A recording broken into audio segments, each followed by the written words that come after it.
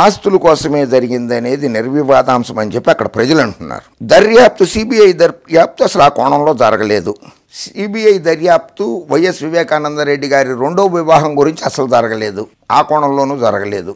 ఇక్కడ వైఎస్ వివేకానందరెడ్డి గారి మరణానంతరం హత్య జరిగిన తర్వాత ఫస్ట్ ఛార్జ్ షీట్ కోర్టులో ఫైల్ చేసిన తర్వాత ఆవిడ వైఎస్ సునీతమ్మ గారు 31/12/2022 ఎవరు తండ్రి గారు మరణించినటువంటి 2021-22 3 సంవత్సరాల తర్వాత పట్టాదారుని విస్తీర్ణం, ల్యాండ్ హోల్డర్స్ డీటెయిల్స్, జిల్లా వైఎస్ఆర్ జిల్లా, మండలం పులివెందుల, వర్షాధారం, జిరాయితీ పట్ట, ఇది ఒకటి. Entry date 31/12/2022 1/1/2023. ఇందులో survey number 152-3, survey number 152-3, survey number 152-3 ఆమె పొలాల్ని తన పేరు మీదకి వైఎస్ వివేకానందరెడ్డి గారి పేరు మీద ఉన్న పొలాల్ని మార్చుకున్నది.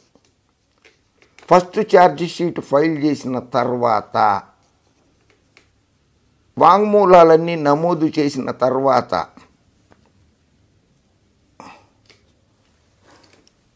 ఇది 24/1/23 24/1/23 అంటే ఇదే సంవత్సరంలో మళ్ళీ 24/1/2023 నాడు survey number 159/2, survey number 159/2, survey number 159/2 YS Vivekananda Reddy Narreddy Sunitha పేరు మీదకి రిజిస్ట్రేషన్ చేయించుకున్న పొలాలు వివరాలు ఇవి.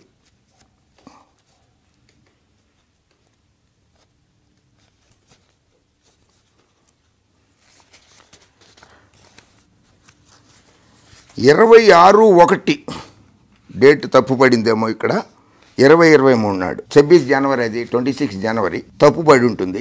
26/1/2023 survey number 152/2, 152/2, survey number 192/2, survey number 192/2 24/5/2018 ఇది అప్పటిది. 6/1/2023 నాడు 26/1/2023 నాడు రిజిస్ట్రేషన్ చేయించుకున్న పత్రం ఇది.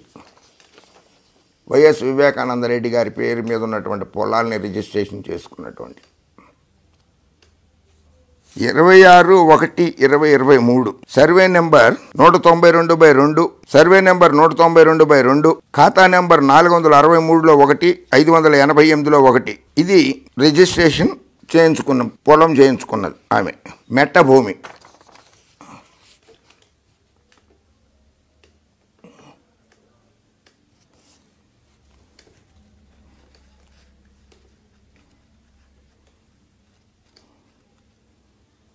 ఇవన్నీ కూడా 24/1/23 24th జనవరి ఈ సంవత్సరంలో బెయిల్ పిటిషన్లు వేసిన తర్వాత అన్నీ చేసిన తర్వాత కూడా ఇవి కూడా ఇంకా 3 పేపర్లు ఉన్నాయి. ఈ ఆస్తులన్నీ కూడా వైఎస్ వివేకానందరెడ్డి గారి పేరు మీద ఉన్నవి. వైఎస్ సునీతారెడ్డి గారు తన పేరు మీదకి మార్చుకున్నారు ఈ సంవత్సరం జనవరిలో కూడా. వివేకానందరెడ్డి గారి రెండో భార్య షమీం సిబిఐకి వాంగ్మూలం ఇచ్చిన తర్వాత జరిగిన ఈ రిజిస్ట్రేషన్లు అన్నీ కూడా 89.83 ఎకరాలు రిజిస్ట్రేషన్ చేయించుకున్నారు. 89.83 ఎకరాలని రిజిస్ట్రేషన్ చేయించుకున్నారు వైఎస్ నర్రెడ్డి సునీతారెడ్డి గారు. పులివెందులతో పాటు చుట్టుపక్కల ప్రాంతాల్లో భూములు బంగారంతో సమానమే, కోట్ల విలువ చేస్తాయి. పులివెందుల మున్సిపాలిటీ రంగాపురం నందు 48.24 ఎకరాలు, అలాగే సింహాద్రిపురం మండలం రావులకొలంలో 21.49 ఎకరాలు, అదే మండలంలో నిడివెల్లలో 10.63 ఎకరాలు, తెలికి గ్రామంలో 9.47 ఎకరాలు, ఇలా మొత్తం 89.83 ఎకరాల భూమిని నర్రెడ్డి సునీతారెడ్డి గారు రిజిస్ట్రేషన్ చేసుకున్నారు. మరి దీనిపైన విచారణ ఎందుకు జరిపించలేదు? ఆయన ఆస్తులు ఎవరి పేరు మీద ఉన్నాయి? రెండో వివాహం చేసుకున్న వైఎస్ వివేకానందరెడ్డి గారికి ఒక కుమారుడు ఉన్నాడని చెప్పి ఈ ఆస్తి అతనికి కూడా దక్కుతుంది, రెండో భార్యకు కూడా దక్కుతుంది అనేటువంటి కక్షతోటి, ఆస్తి లావాదేవీలతోటి వివేకానందరెడ్డి గారి హత్య జరిగిందనే కోణంలో సిబిఐ ఎందుకు విచారణ జరపలేదు?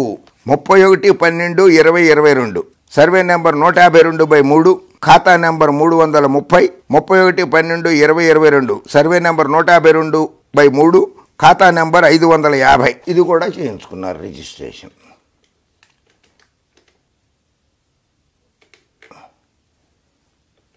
ఆయన లేఖ రాయడంలో, అవినాష్ రెడ్డి గారి లేఖ రాయడంలో తప్పే లేదు. తన బాధను ఆయన వెళ్ళబుచ్చుకున్నారు. హియర్సే, ఊహాగానాలు, వదంతులు.